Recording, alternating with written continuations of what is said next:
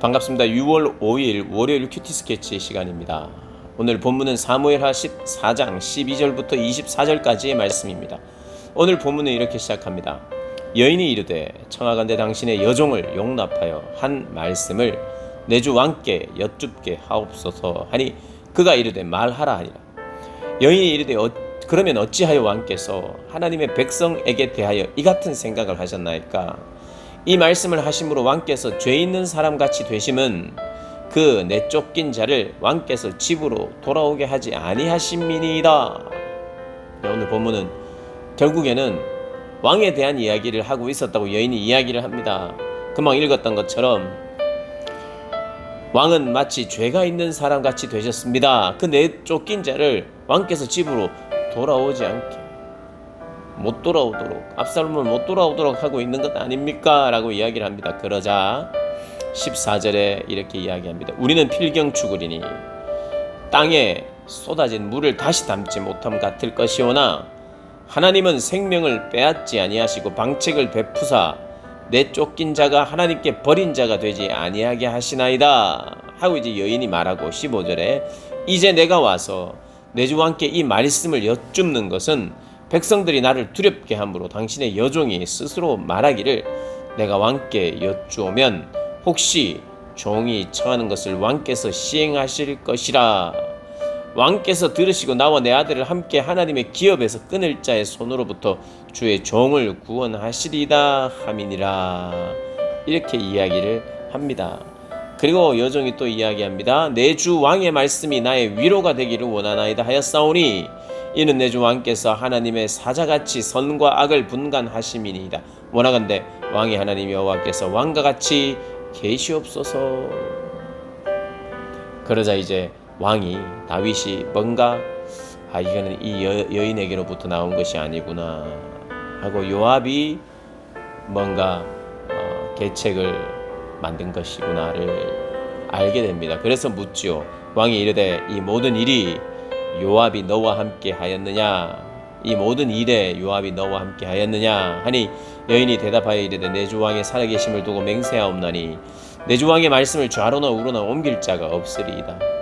왕의 종 요압이 내게 명령하였고 그가 이 모든 말을 왕의 여종의 입에 넣어 주었사오니. 이제 요압이 그런 말을 했다는 거죠. 그래서 요압의 계책이라는 것이 드러났습니다. 나단의 전례와는 다른, 그러나 나단의 전례와 비슷한 방법을 써서 흉내를 내었죠. 그러나 그 계책은 하나님의 말씀을 깨닫게 하고 대언하는 것이 아니었어요. 그것은 지금 다윗이 원하는 것도 어쩌면 압살롬을 데리고 오는 것이고, 근데 명목이 없으니 힘들어하고 곤란해하고, 그리고 압살롬도 오고 싶어하고 서로 윈윈할 수 있다고 보는 거예요. 그런데 내가 중간에 나서서 왕의 마음을 사로잡기만 한다면 왕의 마음도 내가 얻고 압살롬의 마음도 내가 얻을 것이니 이것은 뭐냐? 결국에는 자기에게 필요한 나단과 같은 사람, 나단을 통해서 변화되었던, 깨달았던 이 하나님께서 쓰셨던, 하나님이 가라고 해서 나단이 가서 다윗에게 말씀하셨던 이것을 흉내낸 거죠. 우리의 삶의 여러 자리에는 이렇게 사람을 구슬리기 위해서 좋은 말들을 하는 경우가 있습니다. 지혜로운 말로. 그리고 이게 참 무서운 것인데요. 하나님의 뜻을 운운하면서 이게 마치 하나님의 뜻대로, 하나님께서 기뻐하시는 대로 우리에게 더 좋은 일이 아니냐, 하나님이 원하시는 일이 아니냐라고 말하지만 요압처럼 결국에는 자신의 입지를 다지기 위해서 정치적으로 누구를 이용합니까? 하나님을 이용해요. 하나님의 뜻을 운운하면서 이렇게 개인적이고 자의적으로 상황을 해석합니다. 그리고 이기적인 결과를 보면서 진행하는 거예요.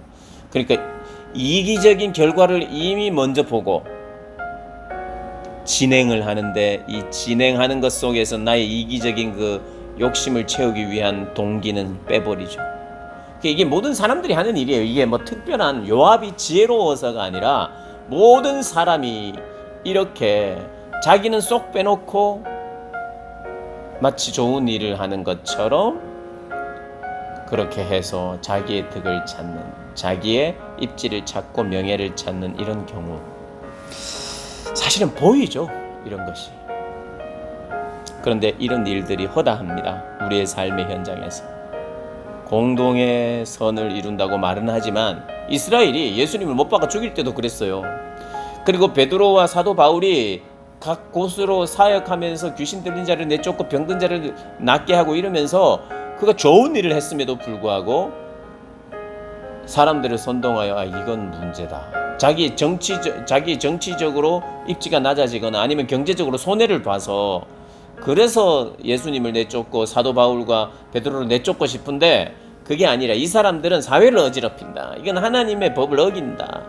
이 사람은 말도 안 된다라고 말하는 것만 내놓고 명목으로 자기의 경제적으로 뭐 안 좋아지는 거나 이런 것은 전혀 앞에 내놓지 않죠. 그리고 그걸 또 내놓을 수도 없어요. 내가 지금 화내는 것은 내가 지금 내 돈 손해를 많이 봤어야 이렇게 내놓지도 못해요. 그건 다 빼놓고 다른 이야기들로 자기의 목적을 달성하려는, 그러니까 다윗의 마음을 헤아린 것은 맞지만 자기에게 이익이 되고 유익이 되는 마음을 헤아리려는 우리 모두에게 있고요. 우리는 참 잘합니다, 이거를. 다만 남이 잘 모를 거라고 생각하는데 함께 지내보면 압니다. 참 마음 아픈 일이죠. 우리 안에 이런 간사함이 있다는 것이. 그래서 하나님 앞에 이런 요압의 모습으로 살지 않도록, 어쩌면 요압은 자기만 모를 수 있어요. 그것이 저의 모습일 수도 있고요.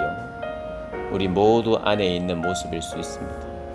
더 무서운 것은 공공의 선을 위해서 이게 필요하다고 말하는 것은 그래도 좀 덜한데, 하나님의 뜻을 운운하면서 이게 하나님이 기뻐하시는 것이라고 말하면서 하나님의 뜻을 운운하면서 이야기하는 것, 이게 더 나쁜 거죠.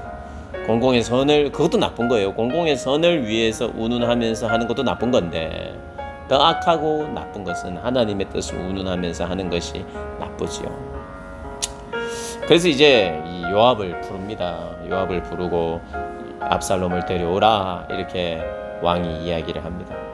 22절을 보니 이렇습니다. 요압이 땅에 엎드려 절하고 왕을 위하여 복을 빌고, 요압이 이르되 내 주 왕이여, 종의 구함을 왕이 허락하시니 종이 왕 앞에서 은혜 입은 줄을 오늘 아나이다 하고, 요압이 일어나 그 술로 가서 압살롬을 데리고 예루살렘으로 오니 왕이 이르되 그를 그의 집으로 물러가게 하여 내 얼굴을 볼 수 없게 하라 하매, 압살롬이 자기 집으로 돌아가고 왕의 얼굴을 보지 못하니라.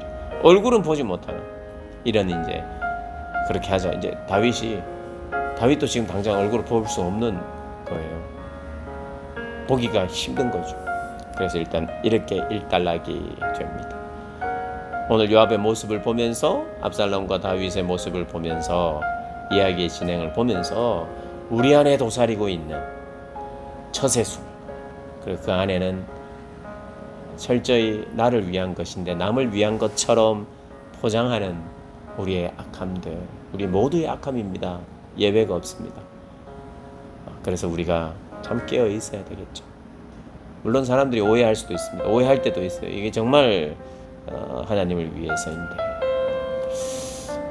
그런 오해가 있어도 하나님을 위해서 우리가 해야 될 때도 있지만, 그게 아닐 때 정말 그것은 서글픈 거죠.